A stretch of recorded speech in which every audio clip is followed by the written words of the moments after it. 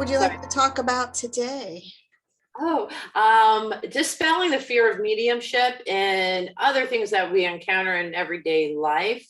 And also, marking it up to something that isn't the supernatural. Yeah. A great example of that would be is, there's that Nextdoor forum, and that's all over the country. So anyhow, I'm on Nextdoor, and usually Nextdoor is about people that need recommendations for whatever, car repair, this, that, and the other thing, right? Maybe a dog pooped on somebody's lawn and they're pissed off and pick up your poop, that kind of thing. So there was a gentleman that had wrote a while ago, but people keep on responding to it. He lives in a historical Wilmington, which is downtown Wilmington, North Carolina. A lot of stuff happened down there. So there's a lot of debris of energy, but people like to mark it up as their house is haunted. Mm-hmm. When in fact, some of these older homes were either, they're from the Civil War. Mm-hmm. So you have the energy left over from that. But people like to jump right on the bad bandwagon and go all the way to there's demons in the house, do the sign of protection and prayer, mm-hmm. ask them to, if I knew I was going to do this, I would have bookmarked some of the comments, but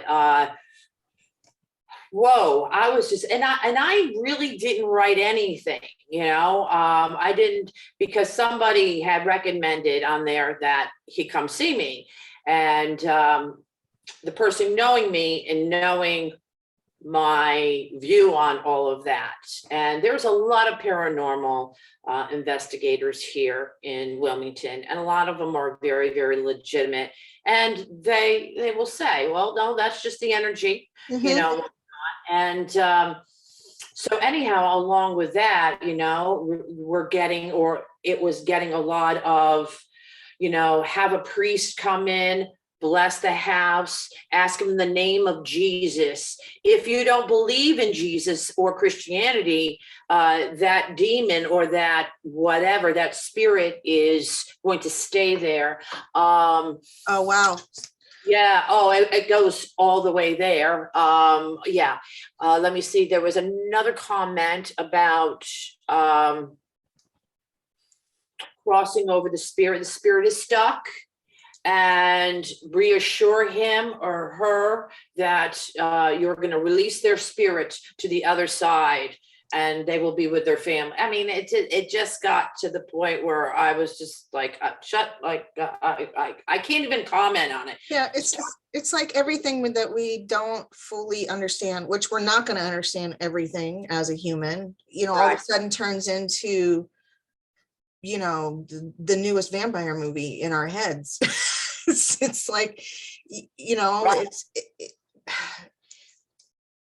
And to recognize that if we run on the axiom that we are in an all-loving universe, right, and that we are products, a part of the essence of an all-loving universe, why in the world would there be that kind of, right, situation? And the other part of it, because this is I came up against something this weekend, the idea that we don't have free will enough to maneuver around any choices, no matter what's in the air. I think creates the lot that humanity is nothing but a victim to the everything, when it's the exact opposite. If we are part of the everything, there is no victimhood. So it's just a bunch of stuff we don't understand that we turn into scary ghost stories, which are fun, but we need to keep them, I think, in the fun category, not the reality category. And it was funny when I'm reading the comments, because the lay people, whether or not they believe in spirit communication or whatever, they had the best answers, and they were like, did you check the electrical work?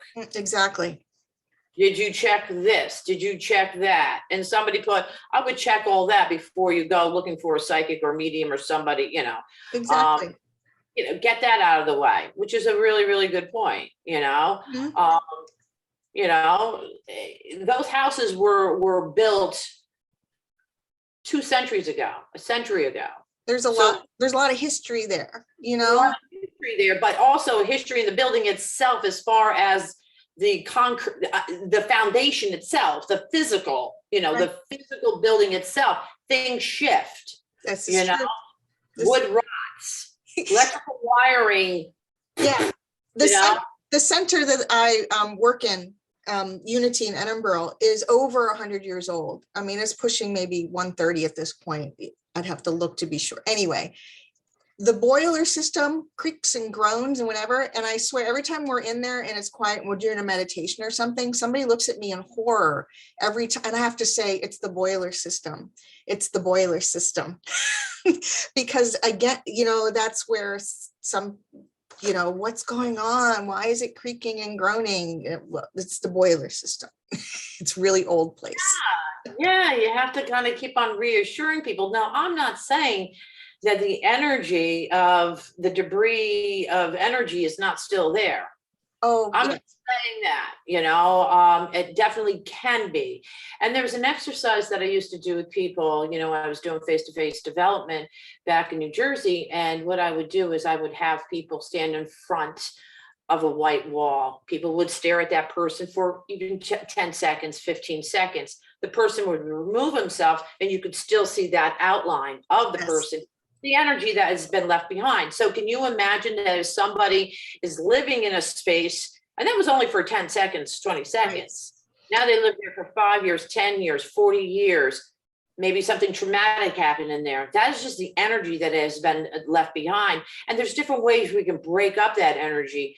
One thing, Tony Stockwell had talked about being in old buildings when he was doing demonstrations and whatnot, and you can feel it. It feels very kind of dense and heavy. And what he would do is he would play music. Mm-hmm. He would say, you wanna burn sage. Oh, I have a theory about the sage too. Well, any kind of personal ritual, so even the people that said I need to call in a priest, if that's for them, is a way for them to connect and have a personal ritual, I don't know that that's bad. The buying into the priest has a magic wand or something, I put that, but the personal ritual to get into that space of recognizing beyond that energy, or to, like you said, break it up. There's a million things we can do, a million things.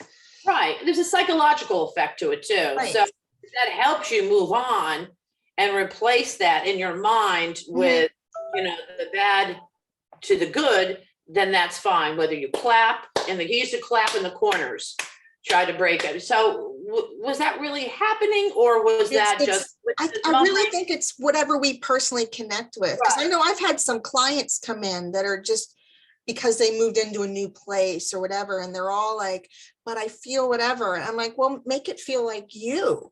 You make your place feel like you. Don't buy into, whatever residual was there from the 50 years the house has been built before you got to own it. So, and depending on who that person is, we form a something. For some people, they really connect with the light of a candle. We just light the candle and they sit with that. Some people, it's the action of the burning of the sage. Some people, it's an incense. Some people like rose quartz or something. There's a million things, whatever your personal bent is. Music, singing bowls, prayer, clapping, it does, whatever connects you to spread that out is perfect. Yeah, exactly. So, and so in the comments, somebody says there's no such thing as ghost. Mm-hmm. Now, they were probably, again, a lay person not doing this work, like there's no such thing as spirit as well. But let's take it back a notch. And I don't believe in ghost per se. I believe in spirit. I don't believe in ghost. And what ghost is just the residential, I'm sorry, the residual residential evil.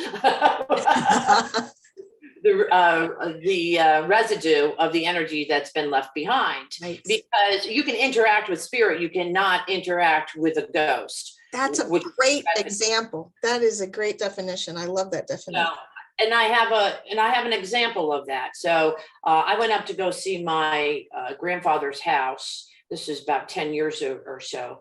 And anyhow, so somebody else lives in there now, blah, blah, blah, blah, blah.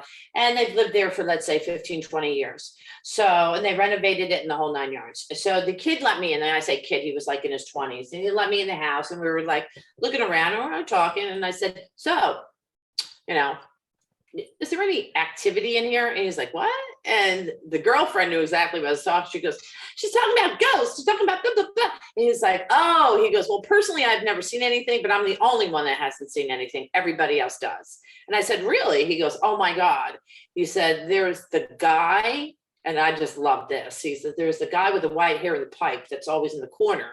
That everybody always says he's in a corner with two boys. And I thought, oh, that is so cool. I said, that's my grandfather. And that is my father and his brother. That is an example of the energy that's been left behind, if you want to call that a ghost, because they're not interacting with that. Right. See Mary walking up the steps every night at 12 o'clock. That is the energy that's been left behind. It's not a ghost. Exactly. So, spirit is this. So he tells me a story that he was very sick when he was younger. He was like 3 years old or whatever.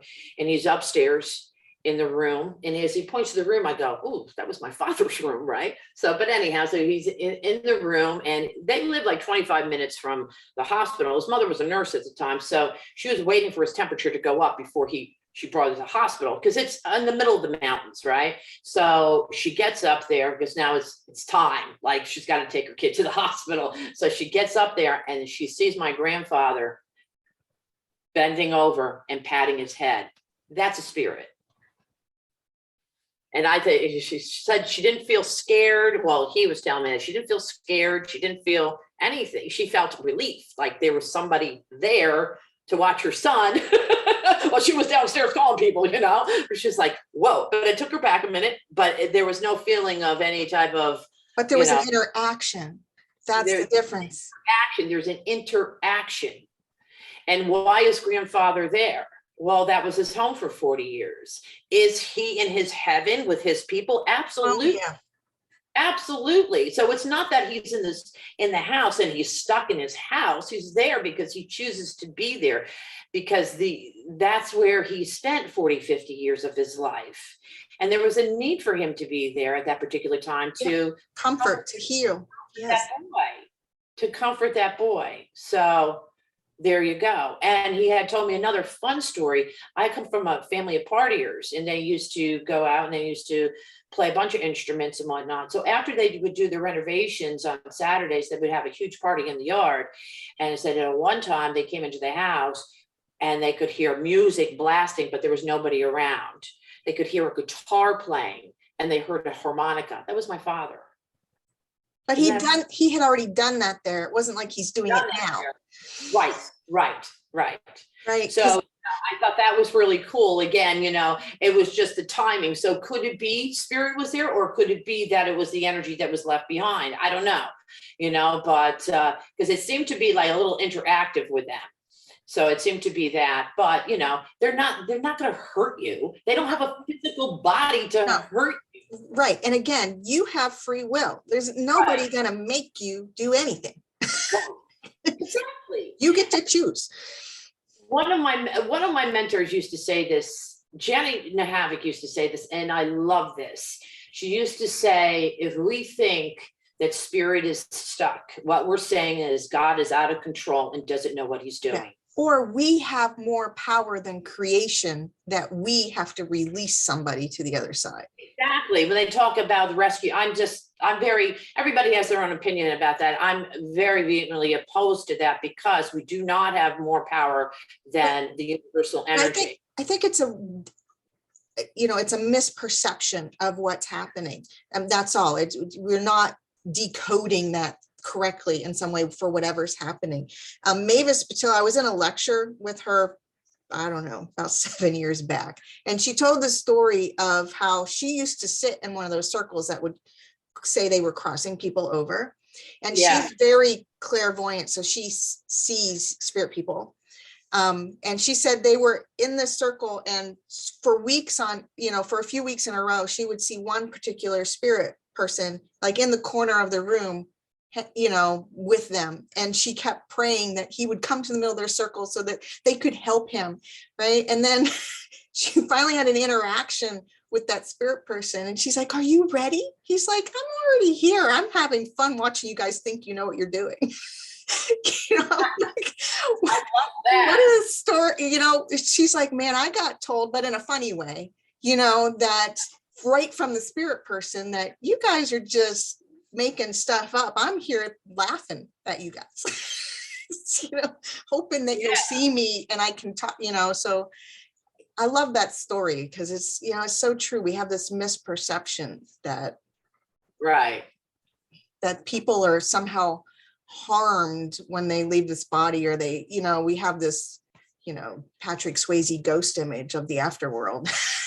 And that's and the anger and the fear and regret and depression, that's all part of our physical mind. Right. The chemistry of our mind. Yeah. And part of the memories maybe that we carry, it's because then that becomes evidence for how they lived. It doesn't mean that that's how they're living now.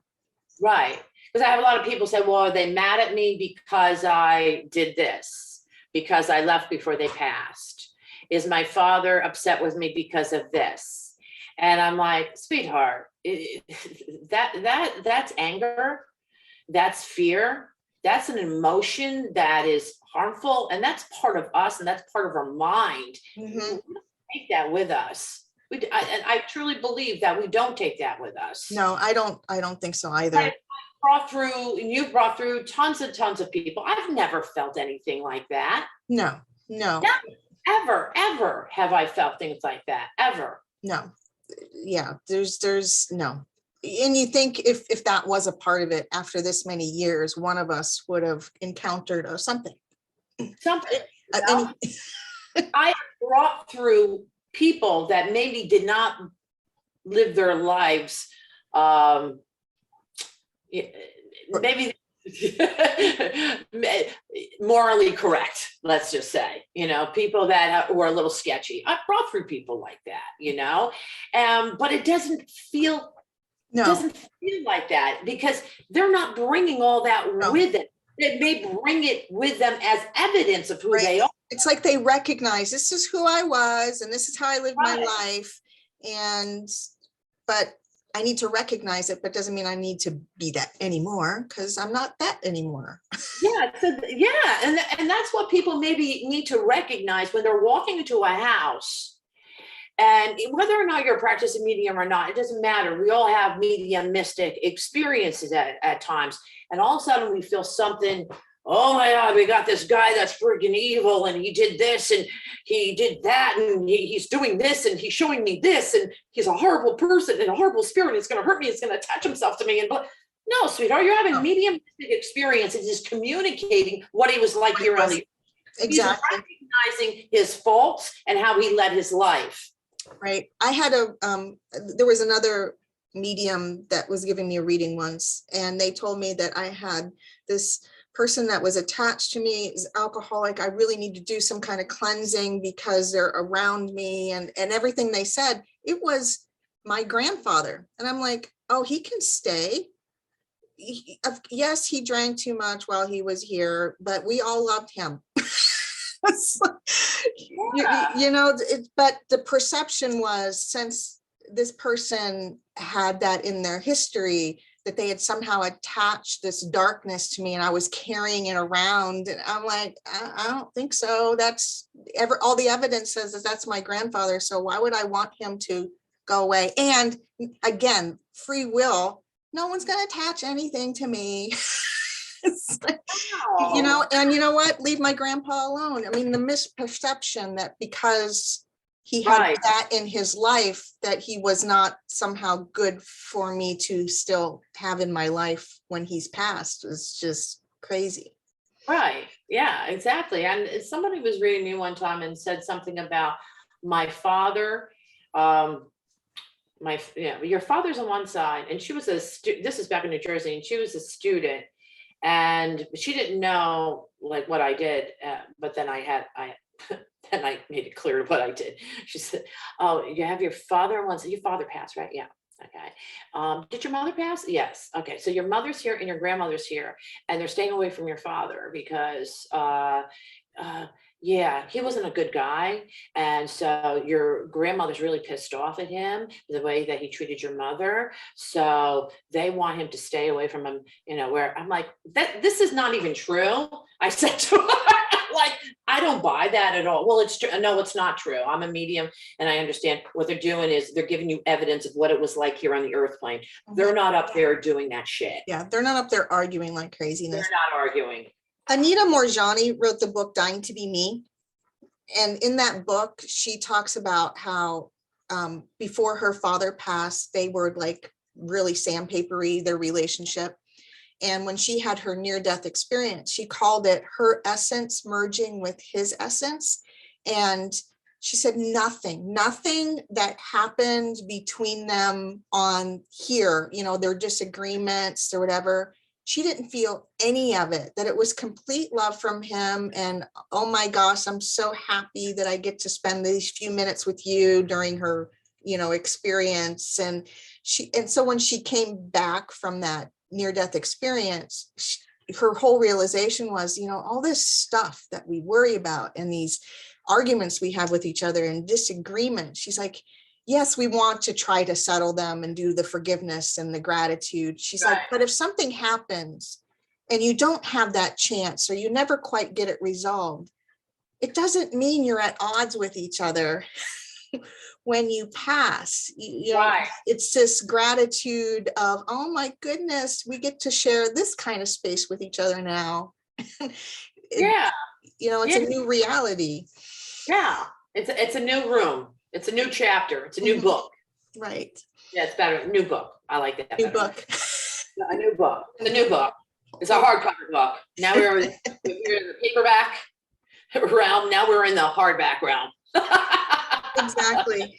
And I just want to mention one more thing, because I know, people really do feel things and they get afraid or whatever, or you recognize, because the whole world is filled with all kinds of lovely news, it's just, but to take care of self and your own space and to be fully yourself as much as you can, and, in whatever positive way is available for you, that's enough in terms of any kind of quote protection or whatever. We don't need to do more. We don't need to like place boundaries of whatever around us, or or get the magic force field bubble going or anything. Anne Gaiman, when this topic came up when I was around her, she's a very beautiful medium. She's like 85 now and no longer practicing, but her image was to become that light bright, or like the brightest bug zapper ever. You're full of light and you expand out, and anything that you choose it just falls off like bugs hitting a bug zapper. And I always love that image, that it's an inside out job, not an outside in, we have to cleanse ourselves job. Right. That's true. It's an inside out job. Yes, absolutely. I think this was a good discussion. I liked it. Yeah. Is there anything else that you think we need to say before we wrap it up for today? No. All right. I think we're good. Great. So I just want to welcome people to, put comments down and whatnot. And send in their questions. Send in your questions. Absolutely. Okay. Till next time. Thank you.